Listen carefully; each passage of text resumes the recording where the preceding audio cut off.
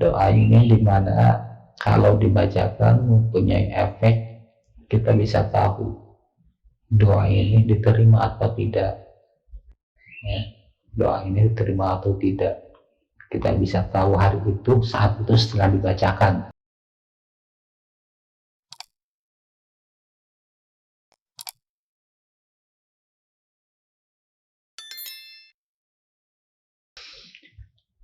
Bismillahirrahmanirrahim.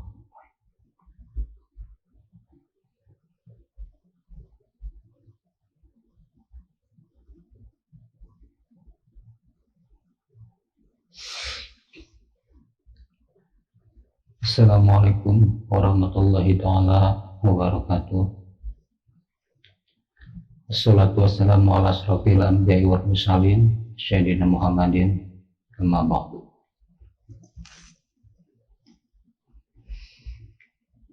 Alhamdulillahirabbil alamin.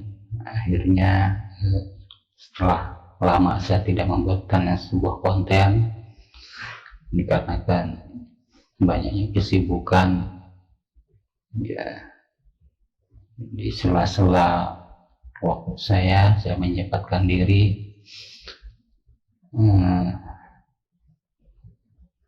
karena kemarin itu saya setelah membuat satu terjemahan kitab, yaitu kitab Syamsul Ma'arif Kubro dalam bahasa Indonesia, dan dibuat hampir mirip dengan aslinya. Namun dari itu, walaupun saya berusaha sedetail mungkin, pada akhirnya kitab yang saya terjemahkan juga ini tidak terlepas dari banyak kesalahan, ya, terutama dalam harokat doa-doa agar nanti dimaklum. Dan kitabnya ini adalah seperti ini. Syamsul Ma'arif Kubro. Ini nanti akan terdiri dari 6 juz di dalamnya, dan baru selesai dari juz 1 saja, dan akan saya coba publikasikan. Siapa tahu dari saudara-saudara ada yang minat dari kitab ini, silakan dimari.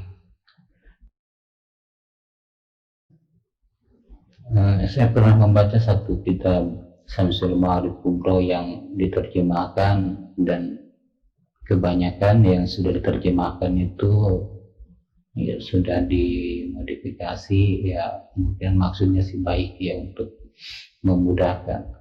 Pada dasarnya semua yang ditulis dalam terjemahan manapun insya Allah itu pun bagus, cuma emang banyak yang sudah dibuang, potong, terutama untuk hal-hal yang ya mungkin bisa difahami, karena kitab ini bagaikan pedang bermata dua, ya. Namun dari itu saya membuat yang tanpa sensor. Apapun yang ada dalam kitab, yaitulah yang saya tulis. Adapun nanti digunakannya dalam hal baik atau buruk, yaitu akan kembali kepada yang mengamalkan. Sesuatu yang kita buat amalan baik akan berbuah baik, amalan buruk akan berbuah buruk.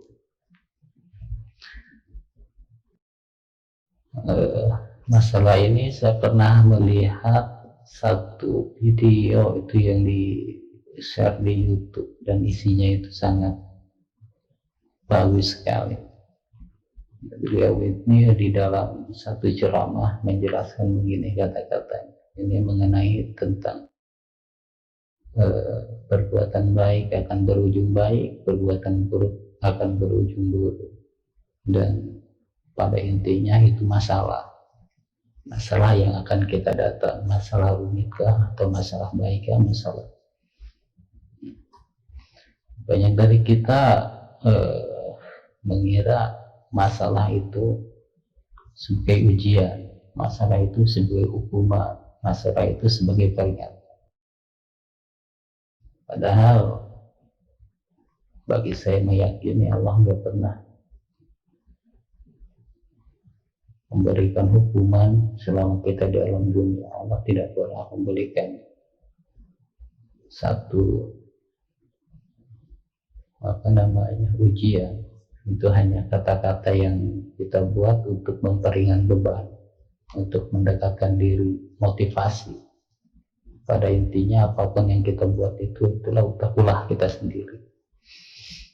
Jadi begini, beliau itu mengatakan, ada satu negara zaman dahulu, dan negaranya tidak bisa saya sebutkan. Dahulu dia miskin, kemudian negara itu karena hasil ibadahnya bersatulah, kemudian menjelmalah menjadi satu negara yang makmur, maju, dan kaya lah ya.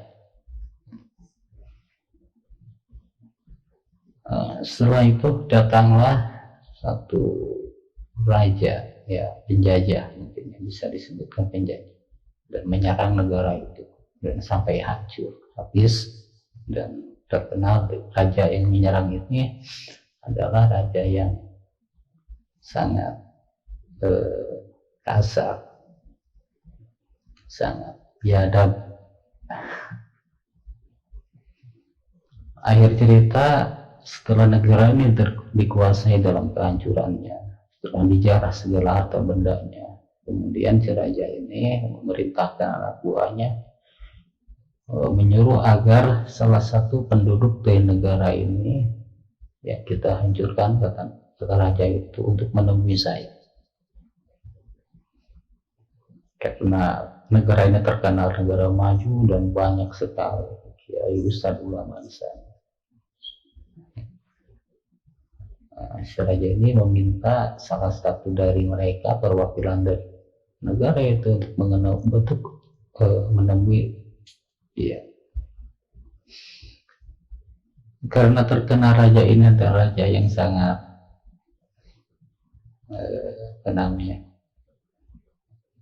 tanpa ampun, jadi semuanya pada takut, tidak mau menerima panggilan si raja ini. Akhirnya suatu ketika ada anak muda yang mau menemui si raja ini, dan si anak muda ini membawa tiga hewan. Yang pertama unta, yang kedua kambing, yang ketiga ayam. Entah apa maksudnya. Kemudian si anak muda ini datang menemui raja. Ternyata si raja ini dan si anak muda ini bertemu, dan terjadilah dialog di sana. Kemudian saat bertemu, si raja ini heran, apakah cuma ini yang mau menemui saya? Kemana para ulama-ulama itu? Kemana yang lain, yang lebih tua daripada engkau? Kemudian anak muda itu menjawab, wahai raja, kalau engkau ingin bertemu dengan yang lebih besar dari aku bawakan seekor unta. Paham gitu? Lalu kalau engkau ingin bertemu dengan seseorang yang berjenggot, aku bawakan kambing. Dan kalau engkau ingin bertemu dengan sesuatu yang bersuara lantang, nyaring, dan keras, aku bawakan seekor ayam. Tercengang masih raja itu. Dia menyadari bahwa anak muda yang dia hadapi itu bukan anak muda yang sembarangan, sesuatu yang mempunyai ilmu. Ya sudah, kalau begitu, kata si raja, aku mau mengajukan 2 pertanyaan terhadap kamu. Pertanyaan pertama, Menurutmu, apa yang membuat aku datang ke negara kamu dan menghancurkan negara kamu?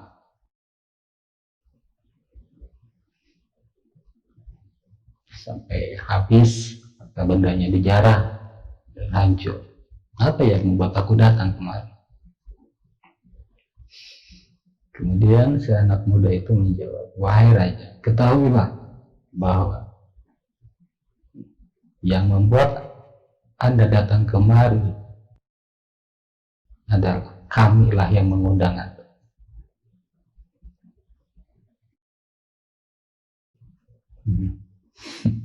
Si raja itu bingung karena dia emang tidak merasa diundang. Nah, dia datang emang atas kemauan sendiri. Kok anak muda ini mengatakan bahwa dia yang mengundang. Si raja itu bertanya, jelaskan kenapa demikian. Ketahuilah raja, dulu kami adalah negara yang miskin. Kemudian kami berdoa kepada Allah, memohon kepada Allah dengan ibadah kami, dengan persatuan kami, sehingga kami menjadi sosok negara yang makmur, sentosa. Kemudian dalam kemakmuran itu, kami melupakan doa yang dulu kami panjatkan. Kami melupakan nikmat yang Allah berikan. Kami melupakan itu semua. Kami dalam perpecahan internal. Para ulama semuanya saling bertentangan. Kekayaan yang kami punya, kami lupa bersedekah, kami berpoya-poya, sehingga Allah melihat itu dan mendatangkan engkau untuk memberi peringatan terhadap kami. Jadi ya, intinya dalam hal ini apapun yang ada, ternyata emang itulah kita sendiri. Apa yang kita tanam, ya itulah yang kita tuai. Kemudian si raja itu bertanya kembali,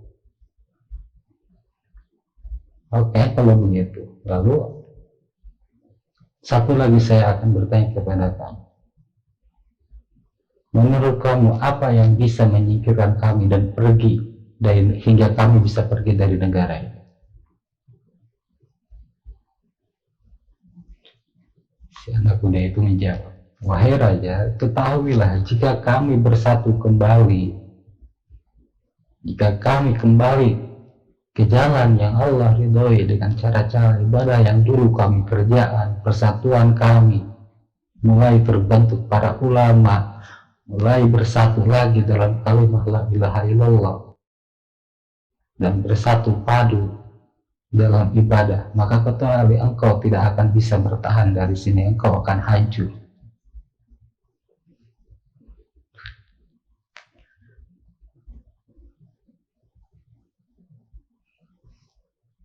Mungkin dari sini bisa dipahami. Jadi jika kita lihat dalam percakapan ini, dalam keterangan ini, dalam kisah ini, apa yang kita alami hari ini di negara kita yang subur makmur, bambu pun bisa tongkat yang ditancap bisa jadi tumbuh, tanah yang subur. Tetapi aneh, terjadi kekacauan di sana.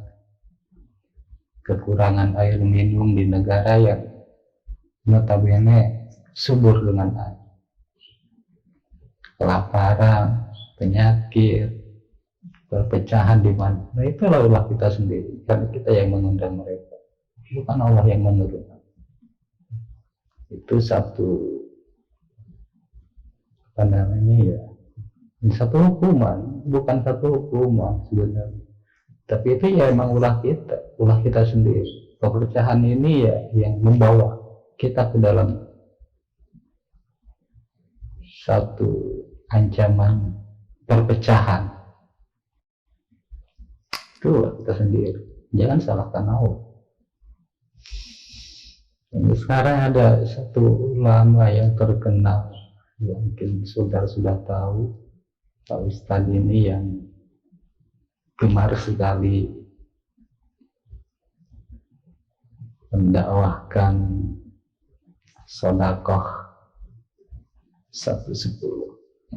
Insya Allah apa itu keterangannya yang sangat benar sekali, yang tidak sah, tetapi karena terlalu mengejar dunia, mengajar uang, iya Allah sudah menunjukkan satu jalan yang benar dengan keterangan ini, hingga beliau menjadi orang yang kaya raya, bisnis di mana-mana, hingga menjadikan uang adalah satu perkara yang sangat mulia. Akhirnya bencana mulai datang, satu persatu diambil. Siapa itu yang menjadikannya seperti itu? Apa Allah? Saya yakin bukan, itu karena ulah Anda sendiri. Maka sadari, apapun yang terjadi itu ulah kita. Apa yang kita tanam itu yang akan kita tuai. Jadi hati-hati. Kalau Anda ingin hidup mapan tanpa satu bencana yang dahsyat datang, ya hati-hati dalam kita berbuat hari ini, karena perbuatan hari ini menentukan hari esok. Takdir kita tidak tahu seperti apa. Wallahu a'lam, itu rahasia. Kembali lagi ke kitab Syamsul Ma'arif ini, ya, dalam juz pertama itu bahasannya tentang posisi tentang astronomi. Dalam Syamsul Ma'arif ini di sini diterangkan posisi bulan dan bintang dan sebagainya. Seperti yang kita tahu di negara luar sana, di negara India, itu orang-orang India itu paling jago dalam hal ramalan, dan orang-orang India meramalnya itu dalam melihat bintang, posisi bintang. Karena kalau dia lihat posisi bintang ini muncul, maka nanti akan terjadi sesuatu yang seperti ini. Nah, sebenarnya ya hal seperti itu sudah tulis di kitab kita. Ini kita umatnya Islam, kitab Syamsul Ma'arif di dalam sudah ditulis. Karena emang kemungkinan kitab ini dahulu telah jatuh kepada yang mereka kemudian diambil alih. Dan ya saya tidak menampik bahwa ramalan itu ya tidak boleh dalam Islam. Cuma kalau untuk sekedar pengetahuan, kita mengetahui sesuatu dan jaga apa salahnya. Itu namanya syirik dan musyrik, itu adalah menduakan Allah, menduakan Tuhan. Selama kita tahu Tuhan kita siapa makhluk, siapa Tuhannya, selain Tuhan ya makhluk, dan itu tidak, bagi saya itu tidak menjadikan musyrik, karena ya makhluk, yang lainnya makhluk. Namanya Allah ya Allah dengan posisi beliau sebagai Tuhan, yang lainnya makhluk apapun yang ada, entah malaikat, jin, iblis, syaitan, semuanya untuk manusia. Pahami itu, semuanya untuk membantu manusia. Di alam ini ada 4 unsur: angin, api, bumi, dan air. Itu semuanya mendukung kehidupan manusia. Dalam hal ibadah, Allah telah menghadirkan sosok syaitan, iblis, dan itu untuk menjadikan manusia lebih mulia dalam hal ibadah. Dan Allah menjadikan malaikat untuk membantu kita, dan itu untuk menjaga kita 24 jam sampai kita pada akhirnya ajal kita menjemput. Begitu rapuhnya yang kita tahu, badan manusia dari kulit apa nggak ada kekuatan di sini, mata yang terbuka terus, itu tidak pernah ada masuk semut kuping terbuka terus, nah itulah malaikat yang menjaga sampai pada akhir. Walaupun kita jatuh dari ketinggian, kalau belum saatnya meninggal, insya Allah itu selalu dilindungi dan akan terselamatkan. Dalam hal ini dari sini kalau udah mengetahui hakikat dari sini, maka adalah ilmu-ilmu hikmah ini. Ya, para ulama zaman dahulu karena dari penghargaan dari hasil ibadah mereka menemukan bahwa ternyata dalam satu kalimat, dalam satu huruf itu menyimpan banyak sekali rahasia di sana. Dan seperti kita tahu bahwa satu huruf itu penjaga modal itu banyak sekali yang Allah turunkan untuk menjaga itu. Dan bagi para ulama yang paham, ternyata kodam-kodam tersebut kita bisa gerakan, kita bisa gunakan untuk berbagai hajat yang kita mau. Bisa mempengaruhi kehidupan, bisa mempengaruhi awal. Tapi toh pada ujungnya hal tersebut tidak bisa tidak bisa membelokkan ke sesuatu yang emang sudah ditakdirkan, itu tidak bisa. Misalnya sakit, kalau sudah waktunya meninggal ya meninggal, tidak ada obatnya, memang sudah waktunya. Tapi kalau misalnya belum waktunya, insya Allah itu bisa diobati, ya contohnya seperti itu. Dalam hal pengobatan zaman dahulu kala ya emang sebelum kedokteran yang sekarang ini ya para ulama menggunakan kalimat ini, menggunakan obat-obat, menggunakan asma-asma ini. Yang contoh kecilnya dari sekarang ini ya paling mudah dipahami itu dari ilmu ruqyah. Nah itu ya, ruqyah itu satu pengobatan yang menggunakan ayah dan kayu. Kalau kita pelajari lebih dalam ya, bagi mereka yang tidak percaya dengan hodam, apalah kekuatannya, kata bismillah atau surat al-jazalah itu jiljatul arabu jiljalah, kita bacakan seperti itu. Kalau dibacakan oleh orang yang berilmu dan paham arti di dalamnya, kekuatan yang terkandung di dalamnya, maka akan ada koneksi pada jin yang mengganggu. Tetapi kalau dibacakan bagi mereka yang tidak mempunyai ilmunya, itu tidak akan ada koneksi. Nah, ini rahasianya apa? Nah itu bahwa dalam satu kalimat itu memang ada hodam, ada kekuatan itulah yang hanya bisa digerakkan bagi mereka yang sudah memahaminya. Dan kalau jika tidak mau percaya bahwa itu ada hodam, ya berarti itu hanya sugesti, kata-kata sugesti, semacam hipnotis. Apa bedanya? Memasukkan satu kalau bahasa hipnotis itu ya kita masukkan satu perintah oleh satu kekuatan yang terkena di kepala yang di otak, memasukkan itu sugesti, kemudian sugesti itu akan dicerna oleh yang penerima dan dia mau menerima sugesti dari dia dan melaksanakan. Sama halnya dengan dia jika tidak mempunyai mempercayai bahwa itu ada rahasia di dalamnya, itu tidak lebih seperti hipnotis. Ya, contohnya ya jika kita ingin beli jin, ya, ambil kata-kata dengan kata-kata sembelih. Nah, itu sama aja.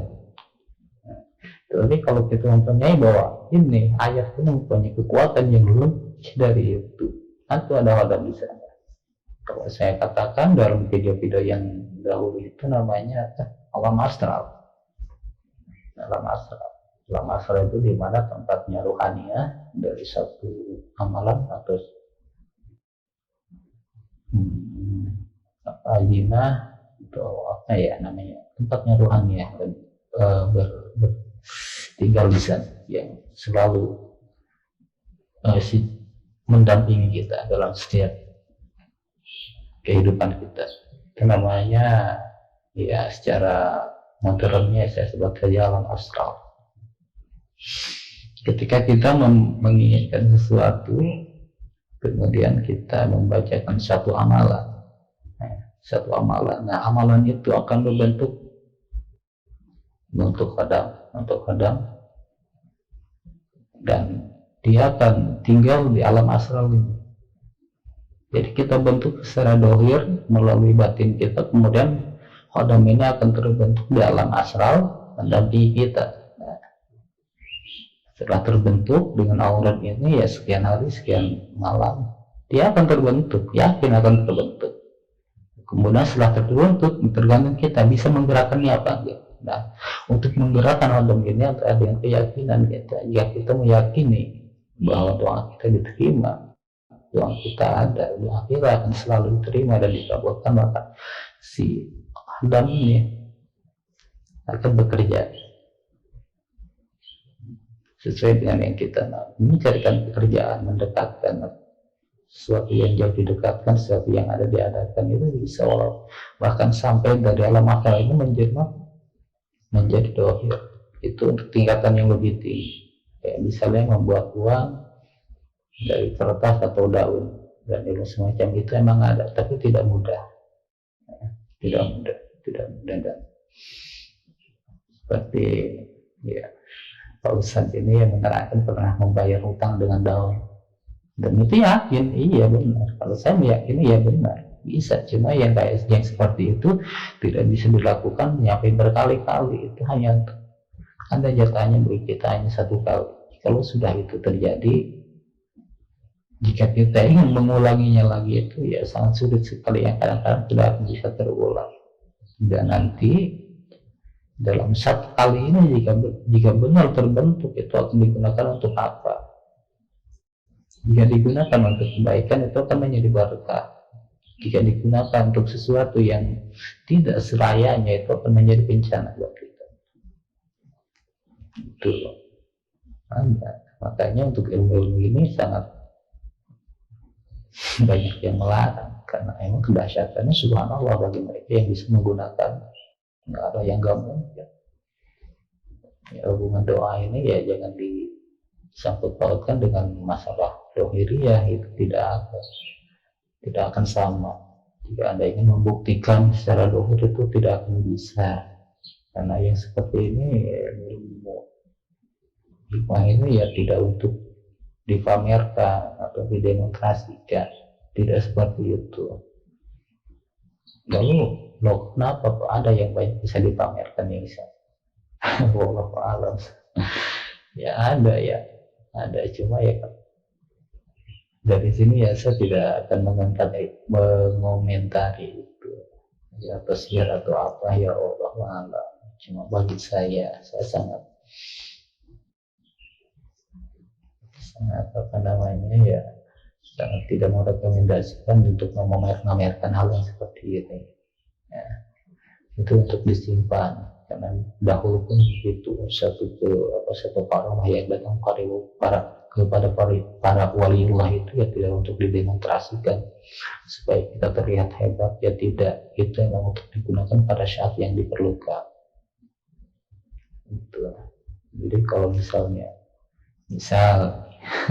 saya banyak ngomong, banyak ngoceh gini itu pada seseorang yang datang kepada saya ingin bukti dengan apa yang Anda katakan, silahkan datang, cuma saya tidak bisa membuktikan. Ya ngobrol saja, paling ngopi. Ya paling ngopi. Ya, guru saya pun mengajarkan begitu. Ketika beliau mengajarkan satu ilmu itu, beliau tidak pernah melihatkan bukti, tapi beliau itu menyuruh saya, silahkan temukan dari apa yang saya berikan, temukan sendiri. Ini caranya, begini caranya, begini.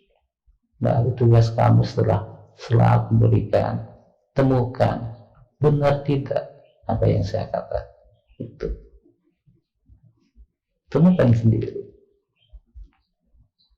Dan emang betul, pada kenyataannya saya bertanya melalui sesuatu hal yang sangat rahasia, Ya, otak saya tidak bisa mencerna, ngeblank,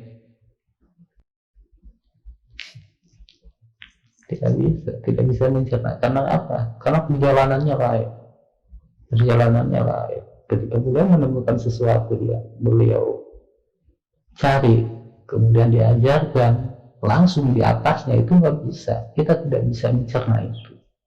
Tetap harus melalui perjalanan, baru kita bisa nyampe ke sana. Guru yang baik akan mengajarkan dasarnya. Guru yang baik akan mengajarkan caranya. Guru yang baik akan mengajarkan kiat-kiatnya, bukan memberi isinya. Jadi kalau diberi langsung isinya, itu akan menjadi tong kosong, nyari bunyinya. Ya, ketika kita menggunakannya, kita tidak tahu apa ini, itu akan hampa. Tetapi bagi mereka yang menjalani itu dari awal, dari dasar dia belajar sampai ketemu satu, tambah lagi, ketemu lagi, tambah lagi, tambah lagi, tambah lagi. Nah, itulah yang luar biasa. Dan kemarinnya itu ya tidak akan menjadi seseorang namanya ahli praktisi yang pendusta dan pendusta ya, yang biasanya siap baru jadi itu biasanya bicaranya tinggi langit, oh, bisa ini bisa itu, tapi kenyataannya nihil. Tapi ya betul-betul paham malah dia akan menyembunyikan gitu. Namun ada satu yang tidak bisa dibohongi, orang ngerti yang benar-benar dalam pengertian keilmuannya itu, kita akan bisa melihat dari raut mukanya, sorot matanya, pembicaraannya itu akan kita melihatnya tuh enak, ada aura yang terpancar di sana. Sebisa apapun dia menyembunyikan itu, tidak bisa disembunyikan. Ini bukanya. Jadi maka carilah guru yang sesuai dengan batin Anda bisa melihat itu, bisa menilai itu. Kalau ingin belajar yang hikmah seperti ini, ya, yang saya tahu untuk belajar kitab Syamsul Ma'ad itu yang banyak sekali syarat di pesantren-pesantren, banyak sekali. Sebelum membuka kitab ya, kita harus tahu benar-benar tauhid kita yang benar-benar, baru boleh dibuka. Boleh. Kalau sekarang ya lempar seperti saya, bodoh amat ngerti apa kagak. Yang penting ya paling tidak ya orang tidak mengetahui seperti ini, caranya seperti ini, jadi tidak menjadikan sesuatu yang jadi momok yang menakutkan. Oh ini loh kita, karena sesuatu yang menjadi momok menakutkan itu ya karena memang tidak tahu isinya seperti apa. Lalu ya digembor-gemborkan lah, ini kalau musyrik dilarang. Pertama baca dulu. Kalau baca jangan yang setengah-setengah, pelajari dari awal, tidak akan bisa dipahami. Seorang ahli membaca kitab Al-Awqaf di sisi yang jeleknya, jelek semua.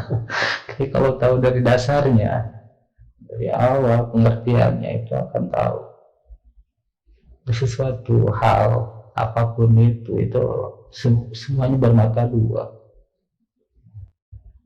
Semuanya bermata dua, ada sisi baik, ada sisi buruk. Tapi ini pengetahuan. Anda tahu mana yang baik, Anda tahu mana yang buruk. Pengetahuan itu tetap pengetahuan. Seorang yang menjual golok,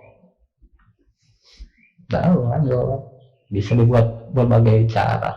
Tuh. Kalau di kampung itu ya untuk ke kebun, tapi kalau untuk penjahat, untuk pembegal, nah itu motor. Ya motor kan banyak fungsinya dan sangat membantu untuk kita beraktivitas, membantu untuk bepergian. Nah, sisi gelapnya begal pun sangat sangat membantu kegiatan mereka bisa lari dengan cepat dengan motor. Nah itulah jangan bijaklah dalam menilai sesuatu. Ketika kita membacakan hal yang jeleknya, maka itu akan jadi jelek semua. Jangan seperti itu. Pasti ada sisi baiknya. Kita menilai itu buruk ya karena kita tidak paham apa yang mereka kuasai, ya seperti yang saya katakan tadi, harus dari dasar. Jika kita tiba-tiba memenggal isinya yang di atas, maka itu akan menjadi memulai tidak tahu arti, tidak tahu arah. Apa ini, apa itu, untuk apa, taunya ini untuk buruk. Kalau kita tahu dari dasar dan bukan dari dasar, rasanya seperti apa, loh ini, loh ini, oh, ternyata benar ini, kita bisa ngambil satu kesimpulan. Ya, dalam Al-Quran pun ya Allah selalu katakan berulang kali, berpikir, ya kan, kalau dulu ya, berpikir lah itu ya. Jadi kan jangan persempit pandangan kita, perluas, lebih bijaksana dalam menilai satu masalah. Ketika orang tidak sependapat, yaitu bukan untuk dicela, tapi itu untuk dijadikan satu keragaman, satu kekayaan intelektual dalam sisi Islam. Jika ini tidak sesuai dengan hadis yang tidak manusia, maka itu ini pada Rasulullah itu yang menyuruhnya makarimal akhlak, itu aja yang paling mendasar. Tapi itu kenapa orang yang ngerti paham banyak dengan hadis, ngerti dengan Al-Quran, kok malah akhlaknya kok dibuang, padahal dasarnya itu akhlak. Tidak ada artinya kita mengetahui hadis sampai dalam, sampai banyak satu kitab, paham, bukan arti ahli bahasa Al-Quran yang segitu dalam, kok malah menjadikan mereka jadi takabur, sombong, merasa lebih tahu, lebih pintar. Padahal ya intinya itu hanya satu, semua keterangan yang ada itu ya untuk makarimal, punya akhlak yang baik, itu saja. Kalau akhlaknya yang tidak perlu ya itu nah, dalam ini ada satu doa ya, insya Allah akan saya bagikan pada saudara-saudara kali ini. Doa ini dimana kalau dibacakan mempunyai efek, kita bisa tahu doa ini diterima atau tidak ya. Doa ini diterima atau tidak kita bisa tahu hari itu, saat itu setelah dibacakan. Itu dalam kitab Ma'arif juz 2 yang sedang saya gunakan. Tapi ini nanti saya akan bagikan, dan mungkin ya entah bagaimana caranya, yang mungkin nanti videonya akan saya berikan satu buah tulisan yang bisa di screenshot nanti dibaca. Jadi tata cara bacanya ini setelah salat subuh ya. Setelah sholat subuh dibacakan ya, sebelum membaca ini ya seperti biasa kita istighfar, syahadat, sholawat, dan basmalah, kemudian baca tasbih, tahmid dan sebagainya, atau lebih disarankan baca subhanallah, alhamdulillah, la ilaha illallah, Allahu akbar, la haula wala quwwata illa billah, kalau bisa nyampe 1000 kali. Kemudian dibaca doa ini, kurang dibaca. Nanti jika setelah dibaca atau pada saat membaca doa ini tiba-tiba air mata kita berlinang, itu menandakan doa kita diterima. Nah, di sanalah kita bisa memohon apapun hajat kita. Tapi jika tidak ada tanda itu, ya harus mengulanginya lagi sampai beberapa kali. Ya. Dan tangisan ini bukan tangisan sebagai sinetron yang dibuat-buat supaya kita nangis. supaya kita nangis, kita menghayati aja. Enggak seperti itu. Supaya kita nangis, kita membaca Quran sampai menghayati, sampai dalam, seakan bisa nangis. Enggak seperti itu. Itu dengan spontan. Ketika kita baca dengan kehusyuan kita, maka air mata yang berlinang.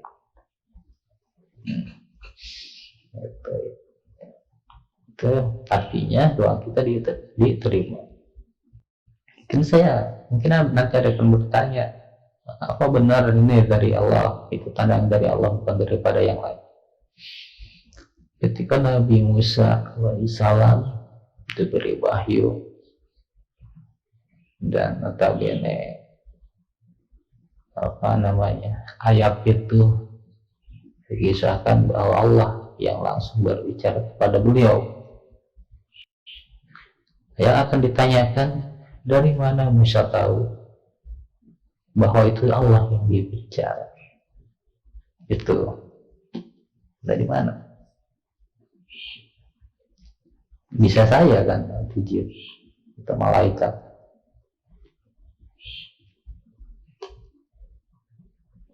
Tandanya itu ya seperti ini, ya seakan-akan mati rasa di sana, tangan mendengar merasakan keagungannya seluruh sekujur badan kita, mulai kuping, rambut, semuanya bersujud.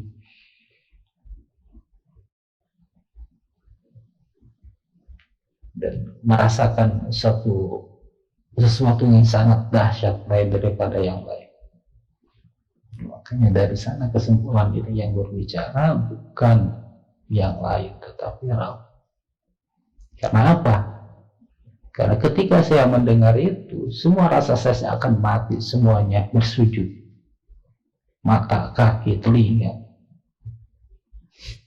rambut, saat itu bersujud.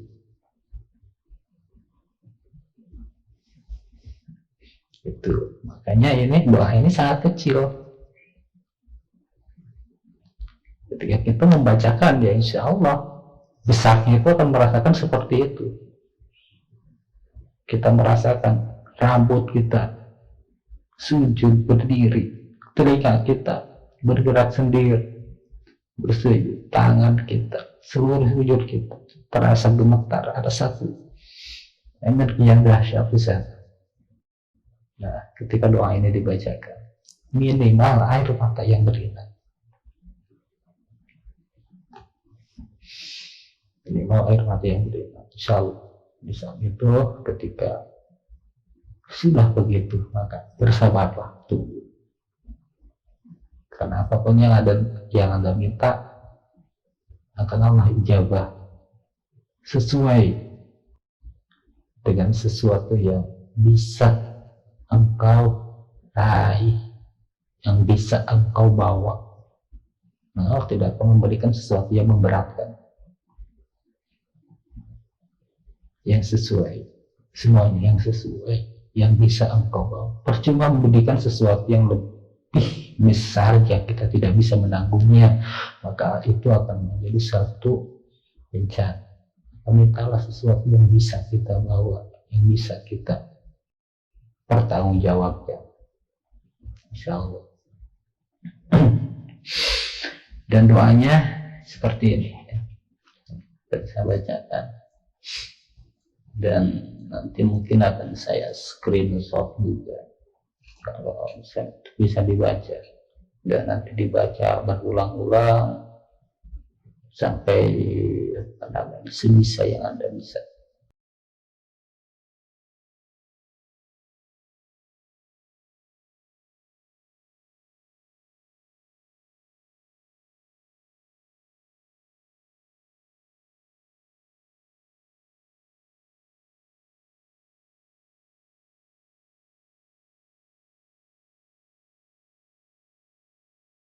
Seperti itu ya, dibacakan. Dan bagi yang ingin misalnya mendapatkan kitab ini, ya nanti akan saya share linknya di bawah, nanti bisa langsung di mahari, bisa saya titipkan di store online ya. langsung saya ke sana, dan ini antara juz 1 itu antara halaman 1 sampai halaman 134 kitab Sumar. Insyaallah ini saya buat tapi mirip dengan aslinya dan tidak saya sembunyikan dari isinya apapun itu, yaitu yang saya tulis. Sekian, mudah-mudahan bermanfaat. Billahi taufiq wal hidayah. Wassalamualaikum warahmatullahi wabarakatuh.